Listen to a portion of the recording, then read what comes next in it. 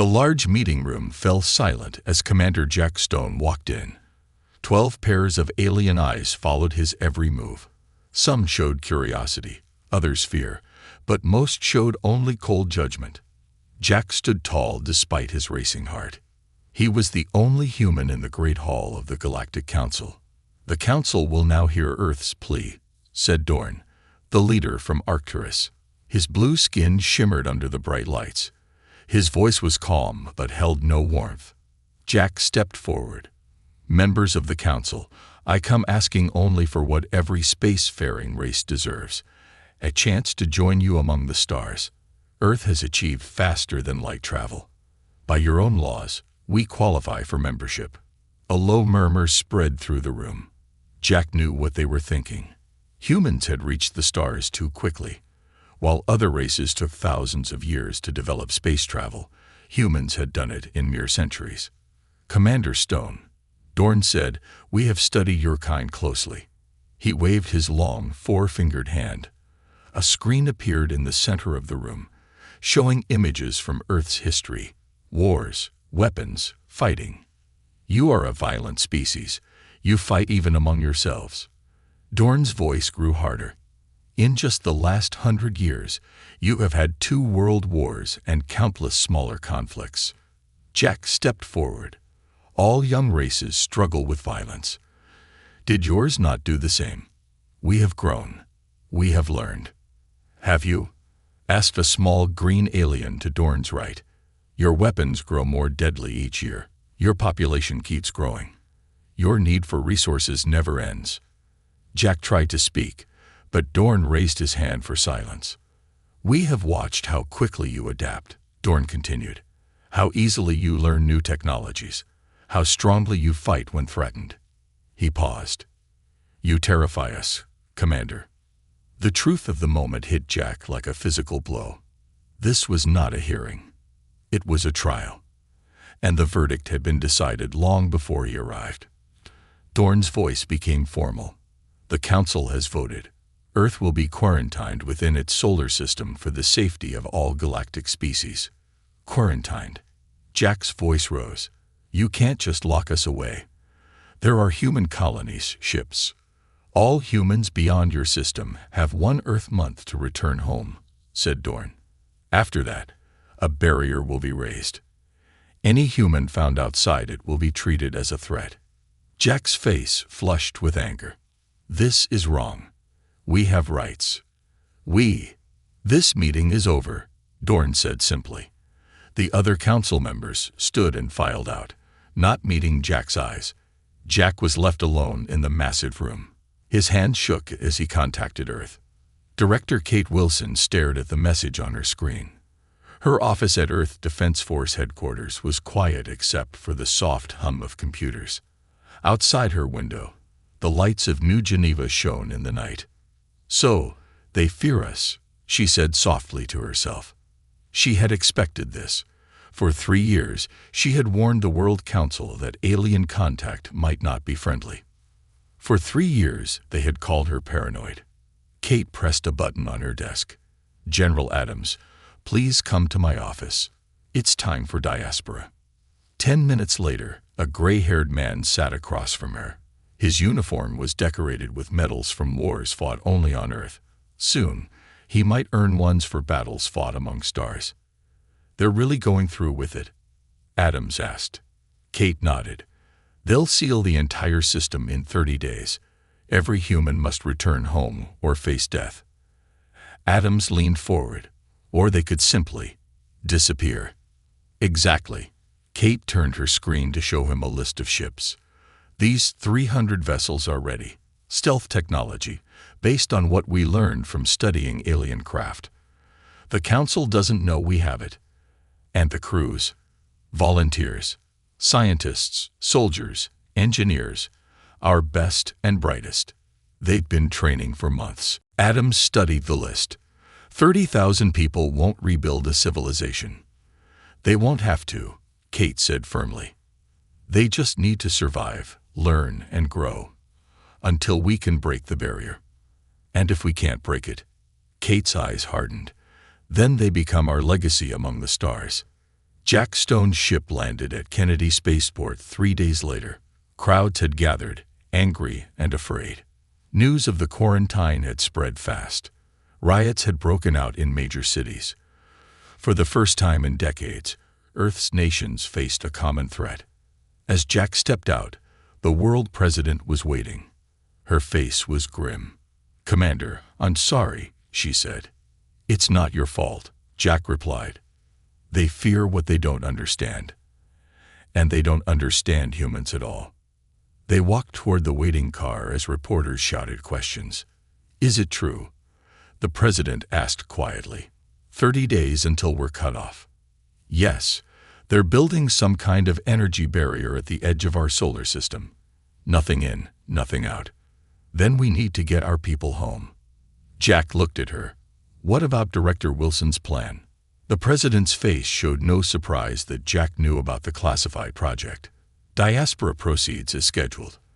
The council will look for official ships, military vessels. They won't notice small, unmarked craft slipping away in the chaos." "How many?" 300 ships, 30,000 people, heading to the far reaches of the galaxy. Jack nodded slowly. "It's not enough. It's all we have," the president replied. 29 days later, Kate Wilson stood in the Earth Defense Force Command Center. Around her, officers tracked the remaining human ships racing back from distant outposts. "Status of diaspora?" she asked. General Adams checked his screen. 287 ships away clean. 13 launching tonight. The council hasn't detected any of them. Kate allowed herself a small smile. "And the barrier?" A young officer looked up from her station. "It's forming now, Director. Energy readings are off the charts." On the main screen, a thin blue line began to form around the outer edge of the solar system. The barrier that would become humanity's prison. "Put me through to all diaspora ships," Kate ordered. When the connection was ready, she spoke clearly and calmly. "This is Director Wilson to all diaspora vessels. The barrier is closing. Earth will soon be cut off. You carry the free future of humanity with you." She paused. "We do not know when, or if, we will speak again. But know this, Earth will never stop fighting to rejoin you. Until that day, survive. Learn. Grow. The stars were meant to be ours, and one day, they will be." As she finished, the barrier completed its circuit around the solar system. Earth was officially exiled. In the silence that followed, General Adams stood beside her. "What now?" he asked. Kate turned to him, her eyes hard with determination. Now we start planning how to break out." 20 years had passed since the day Earth was locked away behind the energy barrier. 20 years since the Galactic Council had decided humans were too dangerous to walk among the stars. They were wrong. On the frozen planet called Terminus, Tom Reed walked across ice that would crack the bones of most alien species. The temperature was 80 degrees below zero. The air so thin that any of the council races would die in minutes. But Tom was human, and humans adapted. "Mining Team 3 reports another rich vein, sir," said his assistant through the radio in his helmet. Tom smiled. "Tell them good work. We'll start processing tonight." He looked up at the strange stars overhead. This world was far from major trade routes, chosen because no one else wanted it. The council races evolved on comfortable planets with ideal conditions. They never learned to thrive in harsh places. That was their mistake. Tom's mining operation pulled rare minerals from the ice, minerals that starship engines needed, minerals worth a fortune to the right buyers. "Sir," his assistant called again. "The traders are here early." "I'll be right there," Tom answered. Inside the main dome, 3 aliens waited. They were not council members, but free traders from a species called the Vex. They looked like tall, thin humans with gray skin. They didn't ask questions about where the humans came from. They only cared about business. "Reed," the lead trader said with a nod. "Your last shipment was excellent. We've brought double the usual payment." Tom shook the alien's hand, a custom the Vex had learned to accept. And we have double the usual minerals ready for you. Neither mentioned that these minerals would eventually reach Council worlds. Neither mentioned that the credits paid would help fund other human outposts across the galaxy. Some things were better left unsaid. In the asteroid belt of the Sirius system, Dr. Lisa Moore floated in zero gravity, studying the holographic display before her. Around her, 20 human scientists worked at similar stations. "Try the frequency adjustment again," she ordered. "Increase by 12%. Her team had spent 5 years reverse engineering the barrier technology that imprisoned Earth. Not to break it, not yet, but to understand it. Dr. Moore called a young scientist. "Look at this pattern. It matches the energy signature we recorded from the Council's shields." Lisa pushed herself across the room to examine the data. "Yes," she whispered. "It's the same basic technology." This was the breakthrough they had been waiting for. If the barrier used the same principles as standard Council shields, then perhaps they could find a weakness. Lisa touched the communication panel on her wrist. "Contact all research stations. Priority message, keyword, gateway." We found the connection. Within hours, human scientists across 20 hidden outposts would be sharing data, building on her discovery. The Council thought they had contained humanity.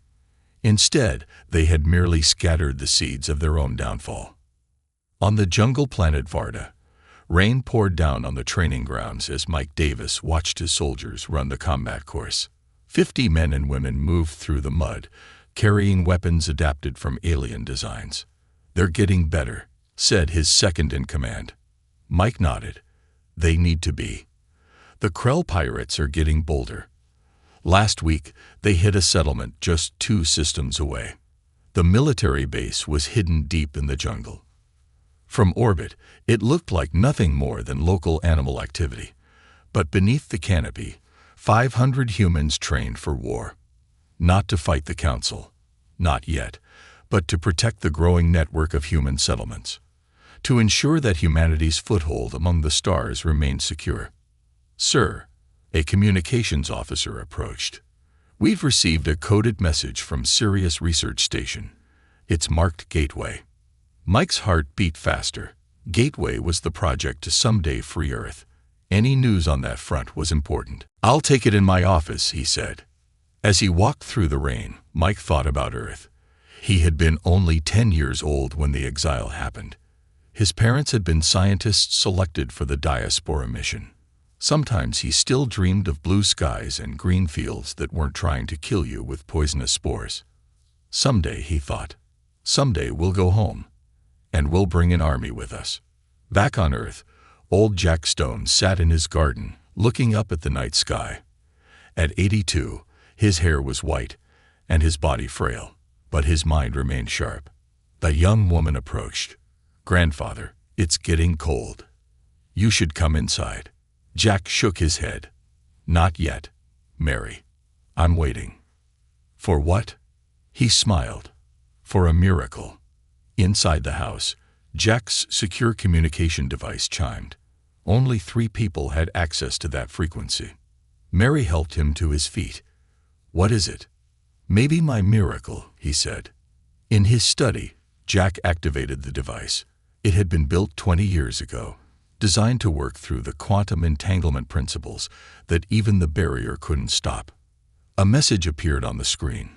Just a few words, but enough to make tears form in the old man's eyes. "We haven't forgotten. We are coming." Jack sank into his chair. "They're alive," he whispered. "The diaspora worked." Mary looked confused. "Who's alive? What's diaspora?" Jack had never told his family about his role in the secret mission. It had been too dangerous. But now, "Sit down, child," he said. "It's time you learned the truth. Humanity isn't just on Earth anymore. We're out there, among the stars. Hidden. Growing stronger." He pointed to the message, "And someday they'll find a way to bring down the barrier." "The Council would never allow it," Mary said. Jack laughed. "The Council doesn't know humans very well. They think they contained us. Instead, they forced us to become exactly what they feared, a species that could survive anywhere, adapt to anything, and never, ever give up. He looked back at the message. They exiled Earth, thinking they were protecting themselves. But all they did was force humanity to spread among the stars without their knowledge or control. Mary's eyes widened as she understood. How many got out? 30,000, Jack said. On 300 ships. Not many, but humans have done more with less. And now? Jack smiled. Now we wait. We prepare. And when our children among the stars find a way to break the barrier, the Council will learn that exiling Earth was the biggest mistake they ever made. Outside, the stars continued to shine, distant and cold. But somewhere out there, humans looked at those same stars and saw not distant lights, but future homes, future outposts, future battlefields, if necessary. The Council had meant to cage humanity. Instead, they had freed it to become exactly what they feared most, a power that would one day rule the stars. "I'll take it in my office," he said. As he walked through the rain, Mike thought about Earth. He had been only 10 years old when the exile happened. His parents had been scientists selected for the diaspora mission.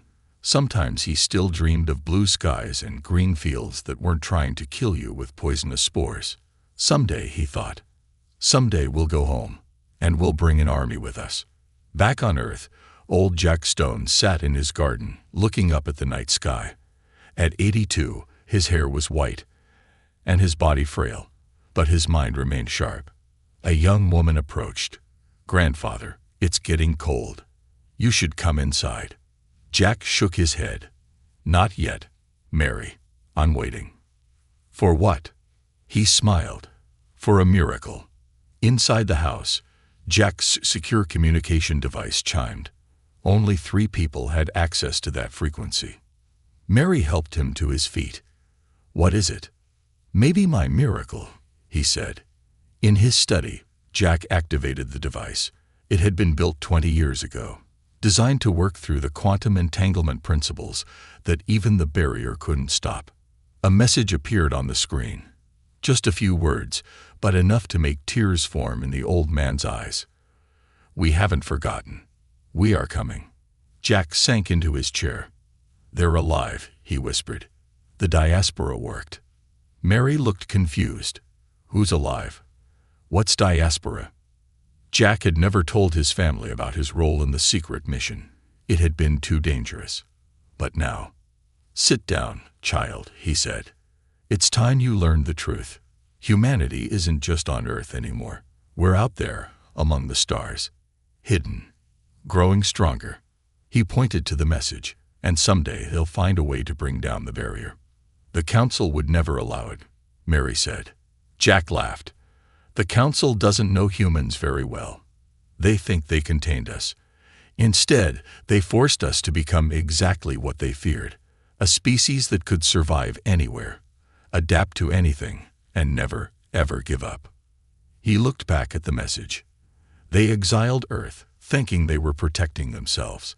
But all they did was force humanity to spread among the stars without their knowledge or control. Mary's eyes widened as she understood. How many got out? 30,000, Jack said. On 300 ships. Not many, but humans have done more with less. And now? Jack smiled. Now we wait. We prepare. And when our children among the stars find a way to break the barrier, the Council will learn that exiling Earth was the biggest mistake they ever made. Outside, the stars continue to shine, distant and cold. But somewhere out there, humans looked at those same stars and saw not distant lights, but future homes, future outposts, future battlefields, if necessary. The Council had meant to cage humanity. Instead, they had freed it to become exactly what they feared most, a power that would one day rule the stars. In the headquarters of Earth Defense, Director Marcus Stone, grandson of Jack Stone, studied the latest reports from the Quantum Communications Network. "The breakthrough is confirmed," he told the world president. "Our ships can now penetrate the barrier technology. The president, a woman in her 60s with steel-gray hair, nodded. How long until we can bring down the main barrier? Our scientists estimate 2 years, Marcus replied. But we won't have to. He showed her the reports from their agents throughout the galaxy. The council is falling apart. 3 species are considering leaving. Without unity, they can't maintain the barrier. And our people outside are in position to apply pressure exactly where needed. The president looked at the star map showing human positions throughout the galaxy. Red dots marked hidden bases, outposts, and fleets. There were hundreds of them. 50 years, she said softly. 50 years they've kept us caged. And all that time, we were out there anyway, Marcus finished, growing stronger, learning their weaknesses, making allies. And now, Marcus smiled. Now we reveal ourselves, not as conquerors, but as the power they always feared we would become. In the Arcturus Homeworld Medical Center, the council leader lay dying. The disease had spread to his brain. Around him, the best doctors of his species worked desperately to save him. A doctor approached his bed. "Sir, we've received a treatment from an outer world medical station. It shows promise." "Try it," the leader gasped. The medication flowed into his veins. Within an hour, his fever broke. Within a day, he could stand again. A miracle, he told his advisors. Who created this cure? The doctor hesitated. The data came through several intermediaries, but we've traced its origin. Well, who do we thank for saving our people? The doctor took a deep breath. The genetic markers suggest the treatment was designed by humans. Silence fell over the room. The leader sank back into his chair. "Impossible," he whispered. "The humans are trapped on Earth." "Apparently not all of them," the doctor said. "And sir, according to our analysis, they've had this treatment for over 200 years. They could have shared it decades ago." The leader looked out the window at his city, where thousands of his people were now recovering thanks to human medicine. "Why would they help us?" he asked, "after what we did." No one had an answer. But in that moment, the first seed of doubt was planted in the heart of the council's strongest anti-human voice. Perhaps they had been wrong about humanity all along. And if they were wrong about that, what else had they misjudged? 100 years had passed since Earth's exile. 100 years of planning, waiting, and working from the shadows. Now, the time had come for humanity to step into the light. In the great council hall, the meeting was not going well. Only 7 of the 12 founding species were present. Empty seats showed where former members had once sat. "Proxima has officially withdrawn from the council," announced the chairman, his voice echoing in the half-empty chamber. "They cite unfair trade practices and lack of protection for their outer colonies." Murmurs spread through the remaining delegates. This was the 4th species to leave in the past year. The once mighty Galactic Council was crumbling. None of them knew the truth. None of them realized that humans had carefully planned this moment for decades. Outside the council hall, Ambassador Vaz of Proxima removed his ceremonial robes for the last time. In his private ship, he activated a secure communication device. "This is Cooper," he said, using his real name for the first time in 20 years. "Proxima withdrawal complete. Moving to Phase 4.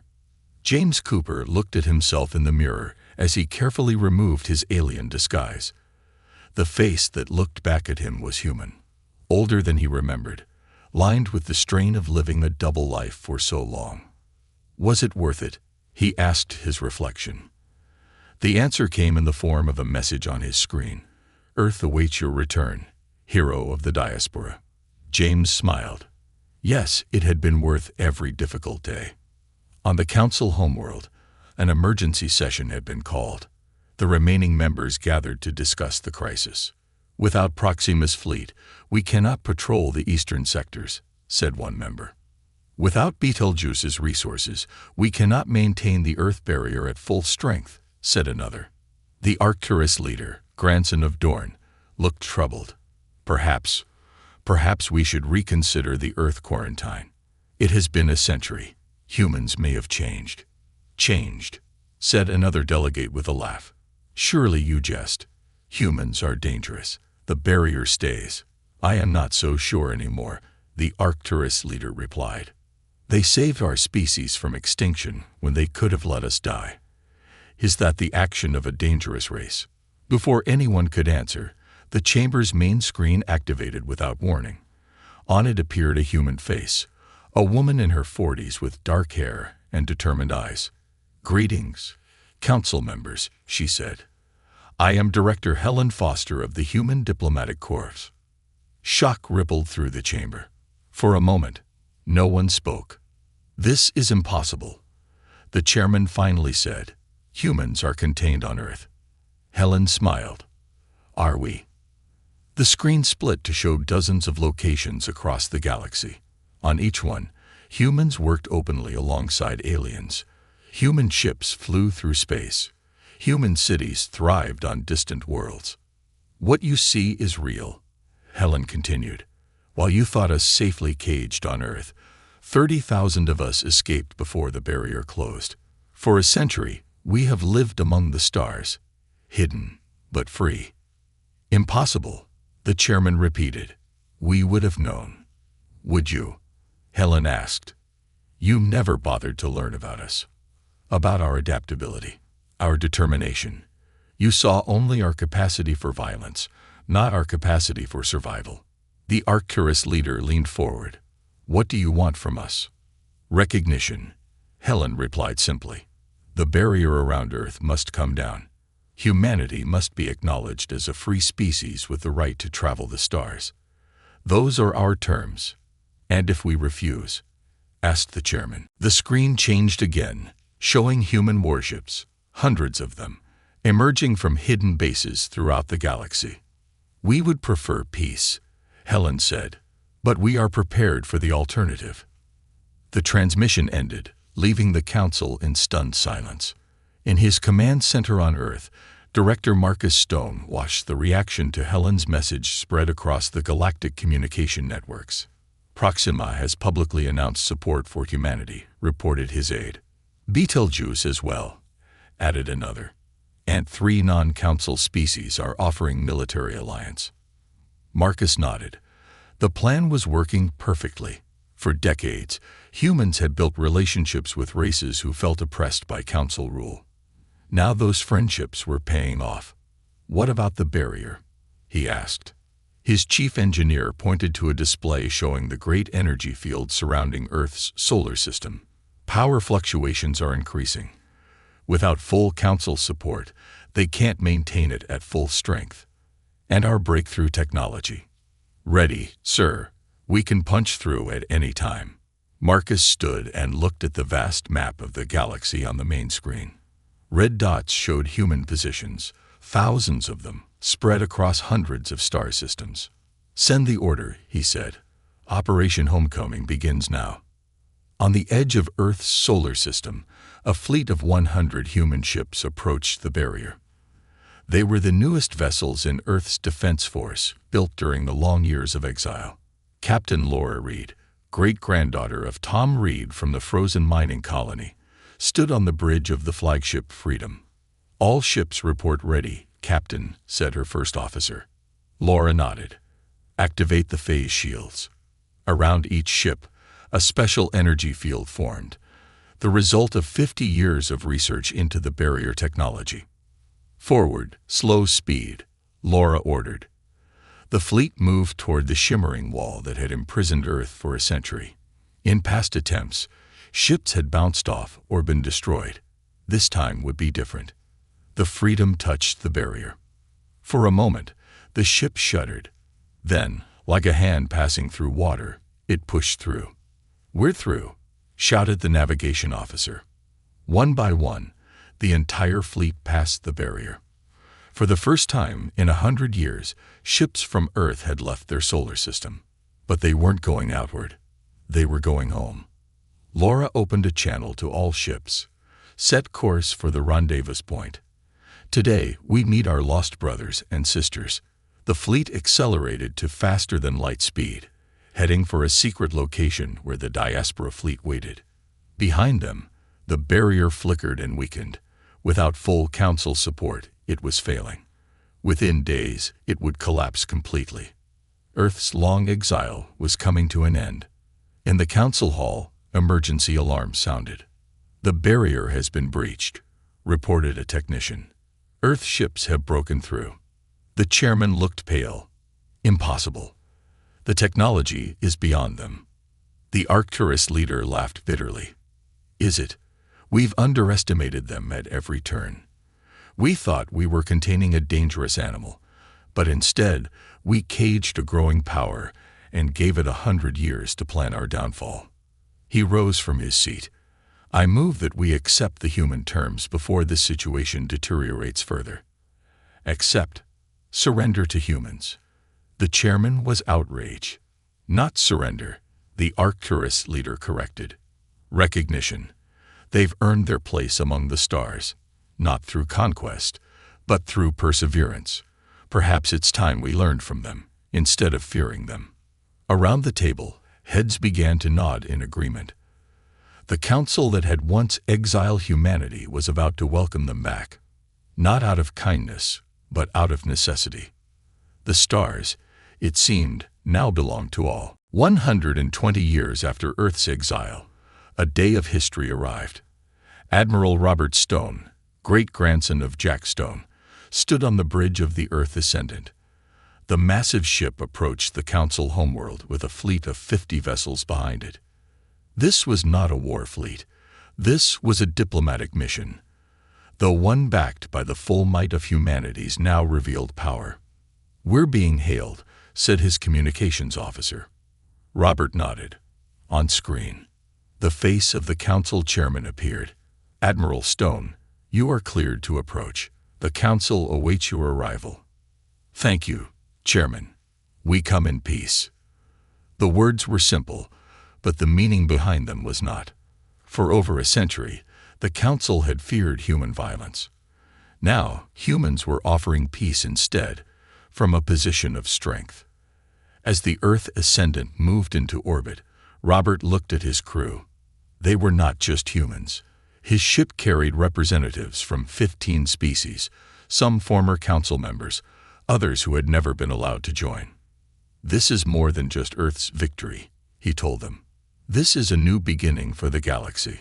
The council chamber looked different than it had when Jack Stone stood there over a century before. The once grand room now seemed smaller, less impressive. The 12 seats of the founding members were reduced to 7.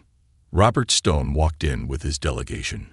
He wore a simple blue uniform with Earth's new symbol, a planet with stars spreading out from it like seeds. "Admiral Stone," the chairman said, "the council recognizes the representative of Earth." Robert stepped forward. "I bring terms from the United People of Earth and our allies throughout the galaxy." He activated a holographic display. Above the council table appeared a document titled The Galactic Accord. "First, the barrier around Earth's solar system will be permanently deactivated," Robert said. The council members nodded. With the barrier already failing and human ships able to pass through it anyway, this was just a formality. "Second, humanity will be recognized as a full member of galactic society, with all rights and privileges." Again, the council members nodded. This too was expected.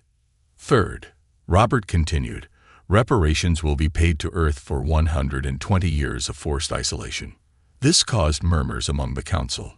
The Arcturus leader spoke up. "What form would these reparations take?" "Knowledge," Robert replied. "Access to the council's scientific and historical archives. Nothing more." The council members looked surprised. They had expected demands for territory, resources, or money. "Fourth, and finally," Robert said, "the Galactic Council will be reformed into a galactic congress, where all spacefaring species have equal voice, not just the founding 12. Now the council chamber erupted in protest. The chairman banged his gavel for order. "This is outrageous," said one member. "The council has maintained order for 10,000 years." "Has it?" Robert asked calmly. 4 of your founding members have left. Dozens of species live under rules they had no part in making. Is that your definition of order? Before the chairman could respond, Robert activated another holographic display. This one showed the true extent of human influence across the galaxy. Trade routes, defense systems, communication networks, all had human connections. We could have used this influence to destroy the Council, Robert said. Instead, we ask only for reform. The Arcturus leader stood.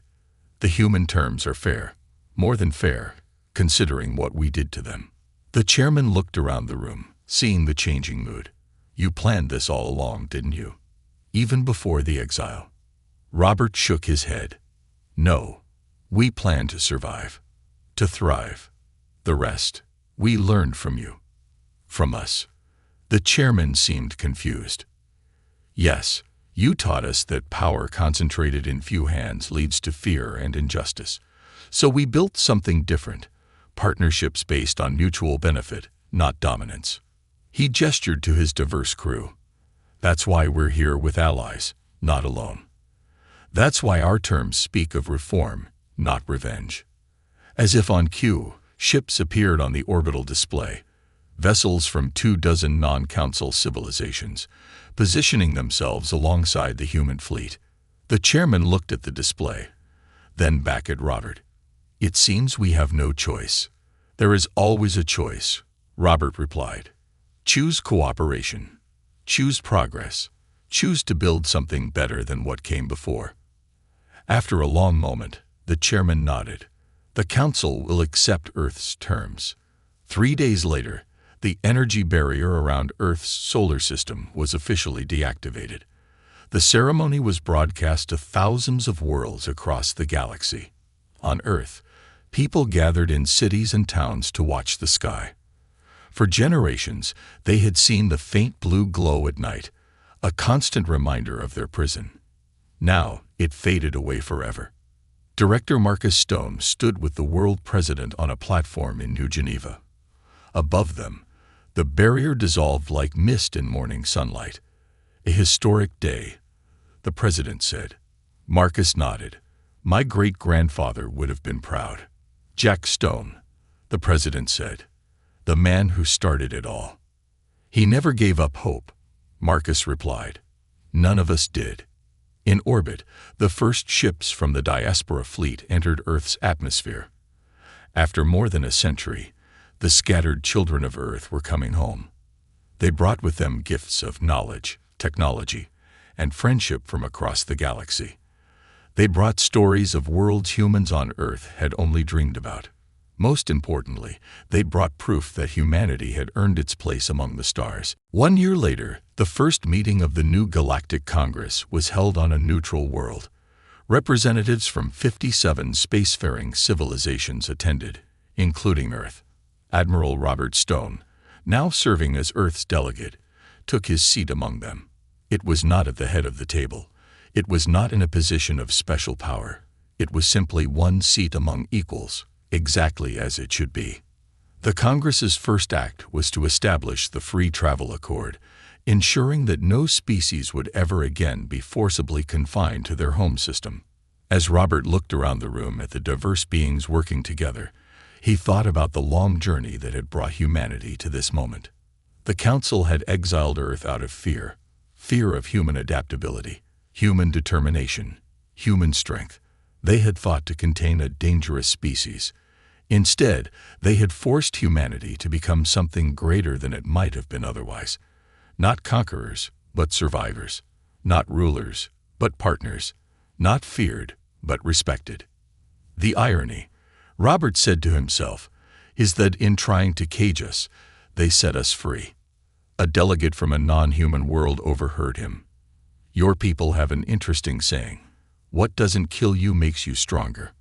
Robert smiled. Yes, and the Council didn't kill us. No, agreed the alien. Instead, they made you strong enough to change the galaxy. Outside the Congress Hall, ships from dozens of worlds filled the sky, a testament to a new era of cooperation. Among them flew vessels bearing Earth's symbol, a planet with stars spreading outward like seeds. Seeds that had taken root across the galaxy and grown into something magnificent. They had exiled Earth. Now humanity ruled the stars, not through fear or dominance, but through the very qualities the Council had once feared: adaptability, determination, and the unwavering belief that the stars belonged to all.